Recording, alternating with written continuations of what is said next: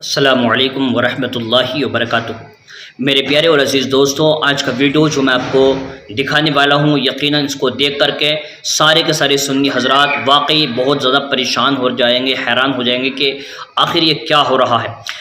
وہ درگاہیں، وہ مزارات کہ جہاں پر پہلے جو ہماری خانقاہیں ہوتی تھی وہاں پر رشد و ہدایت کے چشمے پھوٹا کرتے تھے، لیکن آج وہاں پر ایک سے ایک بڑا جاہل بیٹھا ہوا ہے اور ان جاہلوں پر قبضہ کر لیا۔ گویا کہ یوں سمجھ لیں آپ کہ اب سنی عوام کو گمراہ کرنے کے لیے، ان کی جیبیں خالی کرنے کے لیے ایک سے بڑا جاہل وہاں پر بیٹھ چکا ہے۔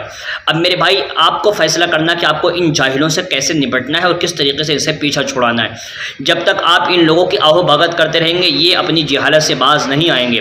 میں آج آپ کو جس ویڈیو میں دکھانے والا ہوں، اس میں ایک کوئی پیر ہے اور اس کے پاس ایک آدمی انٹرویو لینے کے لیے پہنچ جاتا ہے، پھر اس سے کچھ ضروری معلومات حاصل کرنا چاہتا ہے، مگر اس کو کچھ بھی نہیں پتا ہوتا، یہاں تک کہ اس کو اگر اسے پوچھا جاتا ہے کہ یہ بتائیں کہ وضو میں کتنے فرض ہیں، تو کہتا ہے کہ میں مفتی نہیں ہوں، میں فتویٰ نہیں دے سکتا۔ استغفر اللہ ربی من کل ذنب واتوب الیہ۔ دیکھیے، ماتم کرے یہ آدمی اپنی عقل پہ کہ اگر وضو کے فرائض پوچھے جا رہے ہیں تو یہ ظالم کہتا ہے کہ نہیں بھائی میں مفتی نہیں ہوں، میں فتویٰ نہیں دے سکتا۔ ارے وضو کے فرائض تو ایک عام آدمی کو بھی پتہ ہونی چاہیے، لیکن یہ آدمی اپنے آپ کو پیر کہتا ہے میں یہاں پر دم دعا درود کرتا ہوں۔ ان جاہلوں نے یہ اصل میں ٹھیکہ بنا لیا۔ میں آپ کو بتا دوں، اس وقت سب سے آسان کاروبار اور بزنس جو ہے وہ پیرا مریدی بن چکا ہے، کیونکہ اس میں 1 روپیہ بھی انویسٹ کرنا نہیں پڑتا، لیکن انکم بہت زیادہ ہوتی ہے۔ ہر کاروبار میں کیا ہوتا ہے، پہلے پیسے لگانے پڑتے ہیں، پھر اس کے بعد جا کر کے انکم ہوتی ہے، لیکن یہ ایک ایسا دھندا بن چکا ہے، بنا لیا لوگوں نے۔ حالانکہ ایسا نہیں ہے، اللہ والے جو پہلے کرتے تھے ان کا معاملہ الگ ہوتا تھا۔ وہ تو کیا کرتے تھے، لوگوں کو راہ راست پر لانے کے لیے اور اللہ تبارک و تعالیٰ تک پہنچانے کے لیے کام کرتے تھے، لیکن آج کے جاہلوں نے کیا کر لیا، اس کو کھانے کمانے کا ذریعہ بنا لیا۔ یہ لوگ کیا کرتے ہیں، مریدوں کی جیبیں صاف کرتے ہیں، اور یہاں تک کہ یہ لوگ عیاشی کرنے تک سے باز نہیں آتے میرے بھائی۔ اس لیے میری آپ سے گزارش ہے کہ اگر آپ حضرات اپنی نسلوں کو بچانا چاہتے ہیں تو ایسے جاہلوں سے پیچھا چھڑا لیں۔ اس میں آپ دیکھیں گے اس سے سورہ فاتحہ تک نہیں پڑھی جا رہی ہے، اس کو کسی کتاب کا نام نہیں معلوم ہے، اس نے کسی مدرسے میں تعلیم حاصل نہیں کی، بالکل کورا جاہل نکما آوارہ قسم کا آدمی بیٹھ گیا ہے اور کہتا ہے کہ بس میں دم دعا درود کرتا ہوں۔ استغفر اللہ، یہ دھوکہ ہے، یہ دکھاوا ہے، یہ مکاری ہے۔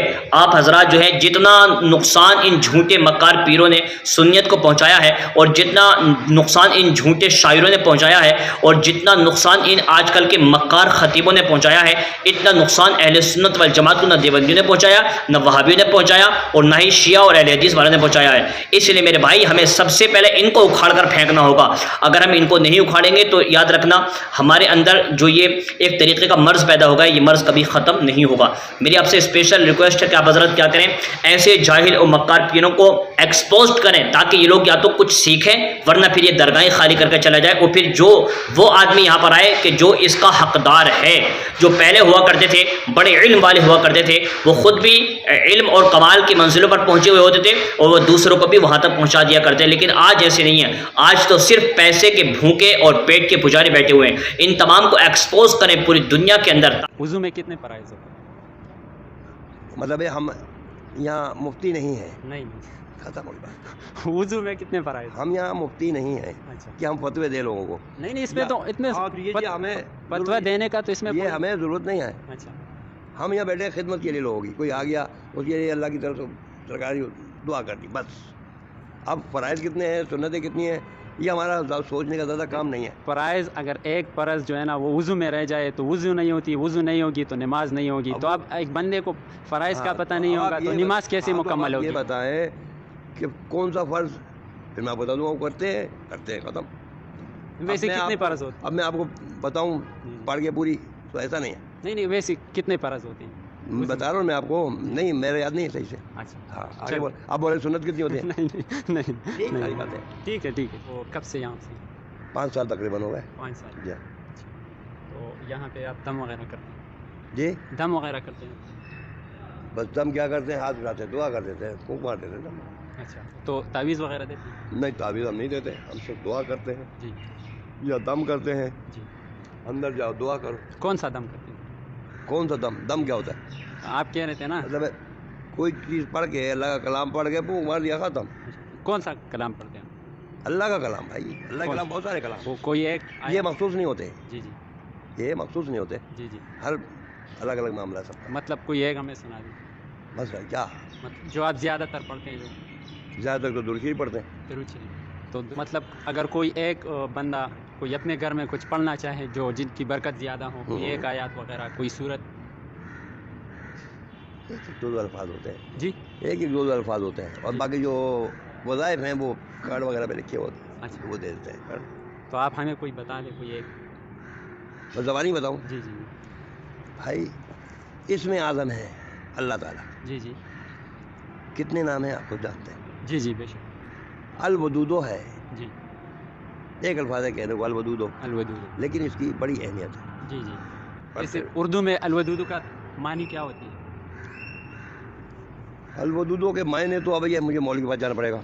अच्छा हाँ, मैं इतना पढ़ा लिखा तो हूँ नहीं। अच्छा अच्छा, कोई मसला नहीं। ये हमारे जो मामलात है, जी जी ये ज़्यादा तालीम का इतना मसला नहीं होता है। जी जी। मोहब्बत, अकीदत, यकीन होनी चाहिए। मेहनत। यकीन होनी चाहिए। जी, तो कुरान शरीफ का कोई एक आयत जो जो कोई अपने घर में जो है ना बरकत के लिए पढ़े। सारी आयतें बरकत के लिए हैं। नहीं वो तो है, लेकिन अफजल भी होती है ना। अफजल तो अब सूरह यासीन है जी जी या सूरह मुज़म्मल है, जी जी ये सारी मामलात अपने अपने सब एक साथ हैं। जी मतलब कोई ऐसा मखसूस तो नहीं है। जी जी। बाकी नहीं आ रही है, छोटी सूरत है वो, लेकिन अभी इस वक्त मेरे जहन में नहीं आ रही। जी। रिज़्क़ के लिए जो अक्सर होता है, जी। बाकी तो हर जो भी आप सूरत पढ़ें, जो भी अल्लाह कलाम पढ़ें, जी उसमें अल्लाह ताला हर चीज़ का इजाफा करता है। बेशक बेशक। रिज़्क़ के लिए भी अच्छा, कुरान हिफ्ज़ की है? नहीं, नहीं, तर्जुमा से पढ़ी? नहीं कुरान शरीफ हिफ्ज़ नहीं किया, तर्जुमा कैसे पढ़े? नहीं, हिफ्ज़ तो अलग होती है, तर्जुमा नहीं अलग भाई होता है। नहीं। अच्छा, वैसी पढ़ी है नाजरे ये में? है- नाजरे में पढ़ी है? नाज़रे में कुछ पढ़ा था अच्छा अपने बचपन में, लड़कपन में। अच्छा। बाकी ये है कि वही वजह है, कुछ मुर्शिदों की जी जी करामात वो है, मोहब्बत जी जी के जो याद है, जी जी। उससे नमाज वगैरह ये जो मामलात हैं अल्लाह ताला पूरा। लो तो आप कुरान पढ़ लेते बजाय इसके कि आप तो यहाँ पर 24 घंटे इधर मस्जिद में बैठे हो, क्योंकि सहाबा किराम रज़ी अल्लाह अन्हुम ने बिल्कुल आखिरी उम्र में उन्होंने कुरान पढ़ी है, तो वो अच्छा नहीं होता। मतलब ये है कि कुरान शरीफ पढ़ना अल्लाह ताला का हुक्म है कि आप पढ़ें, जी ताकि आपको उसके कवानीन का जी जी इल्म हो जाए। जी जी जी। अब वो आप कुरान शरीफ के ज़रिए मुकम्मल हासिल कर लेते हैं, जी जी। वो भी एक मामला है। तो अगर कोई कुरान। बुजुर्गान दीन की सोबत में बैठ के अगर वो आपको हासिल होता है, नहीं पढ़ सके, जी जी। तो वो भी बुराई नहीं, बेहतर है, अच्छा अच्छाई है हर इंसान के। क्योंकि जैसी जगह पे इंसान बैठता है, जैसी जगह पे काम करते हैं, जैसे लोगों के साथ मिलता है, जी जी उसका उस पर असर होता है। जी जी। और जब तक असर ना हो, जब तक कोई फ़ायदा नहीं।